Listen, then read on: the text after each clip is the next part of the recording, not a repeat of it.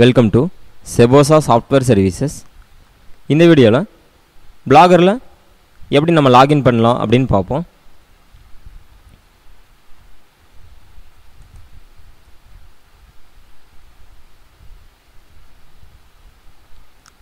So blogger.comல போனீங்கனாலே உங்களுடைய Gmail page தான் வரும்.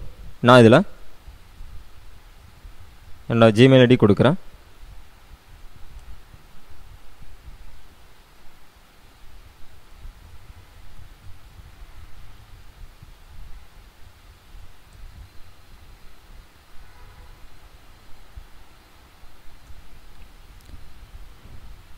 ஸோ பிளாகர் மூலமாக நம்ம ஒரு வெப்சைட் க்ரியேட் பண்ணுறதுக்கு நம்மளுக்கு தேவையானது ஜிமெயில் ஐடி மட்டும்தான்.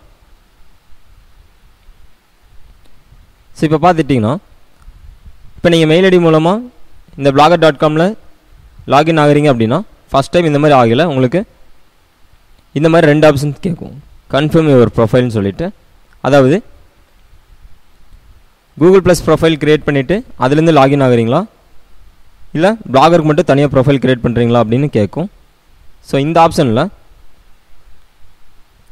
நீங்கள் இதில் ரெண்டு ஆப்ஷனில் எது வேணாலும் செலக்ட் பண்ணலாம். நான் உங்களுக்கு இந்த கிரியேட் லிமிட்டட் பிளாகர் ப்ரொஃபைல் இருக்கு இல்லைங்களா, ஸோ இந்த ஆப்ஷனை செலக்ட் பண்ணி உங்களுக்கு காட்டுறேன். ஸோ அடுத்ததான் டிஸ்பிளே நேம். இந்த பிளாகர் ப்ரொஃபைலில் வரக்கூடிய டிஸ்பிளே நேம் நீங்கள் இப்போதைக்கு நான் உங்களுக்கு ஒரு டெமோக்காக செட் பண்ணி காட்டுறேன். ஸோ இதுக்கப்புறமா நீங்கள் க்ரியேட் பண்ணல, நீங்கள் க்ரியேட் பண்ணக்கூடிய பிளாக் வெப்சைட் எந்த கேட்டகரியில் பண்ண போகிறீங்க, ஸோ அது சினிமா சம்மந்தமாகட்டும் அல்லது ஹெல்த் சம்மந்தமாகட்டும் அதுக்கு தகுந்த மாதிரியான டைட்டில் வைங்க. நான் இங்கே இப்போதைக்கு சிம்பிளாக லேட்டஸ்ட் டெக்னாலஜி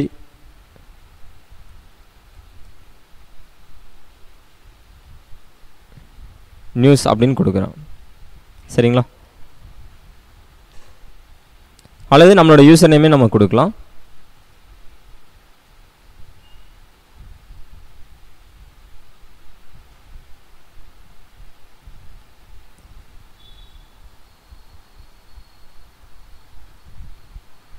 ஸோ இப்போ பாருங்கள், நம்ம செட் பண்ண லேட்டஸ்ட் டெக்னாலஜி நியூஸ் அப்படிங்கிறது இங்கே இருக்குது.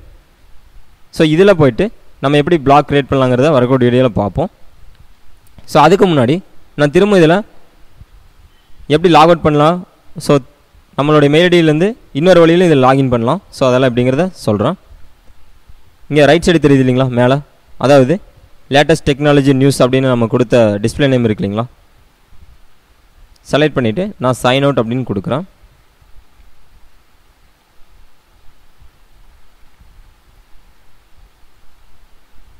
ஸோ இப்போது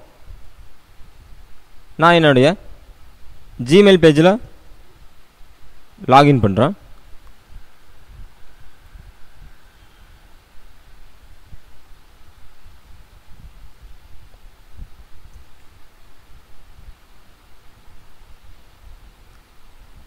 ஸோ இப்போ பார்த்தீங்கன்னா நான் என்னோடய மெயில் ஐடிக்குள்ளே தான் வந்திருக்கேன். தெரியுது இல்லைங்களா, இன்பாக்ஸ் அண்ட் ஐட்டம்ஸ்.